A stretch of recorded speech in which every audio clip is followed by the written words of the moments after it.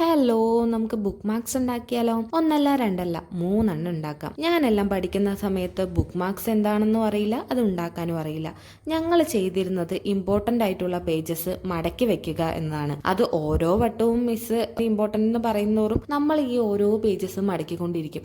അങ്ങനെ ഈ final exam വരുന്ന സമയത്ത് നമ്മുടെ ബുക്ക് ഫുള്ളും മടക്കുകൾ മാത്രമേ ഉണ്ടാവുള്ളൂ. അത് കാണാനൊരു വൃത്തിയും ഉണ്ടാവില്ല. അത് കാണുമ്പോൾ തന്നെ നമുക്കൊന്ന് തലകറങ്ങും, പഠിക്കാൻ തന്നെ തോന്നില്ല. പക്ഷേ ഇന്ന് ഒരുപാട് വെറൈറ്റിയിൽ ഒരുപാട് ക്യൂട്ടായിട്ടുള്ള ബുക്ക് മാർക്സ് നമുക്ക് തന്നെ ഉണ്ടാക്കിയെടുക്കാൻ പറ്റും. നമുക്ക് ഇഷ്ടമുള്ള കാർട്ടൂൺസ്, പിക്ചേഴ്സ് എല്ലാം വെച്ച് തന്നെ അടിപൊളി സിമ്പിൾ ആയിട്ടുള്ള ബുക്ക് മാർക്സ് നമുക്ക് ഉണ്ടാക്കിയെടുക്കാൻ പറ്റും. അതുപോലെയുള്ള 3 ബുക്ക് മാർക്സ് ആണ് ഞാനിപ്പോൾ ഉണ്ടാക്കുന്നത്.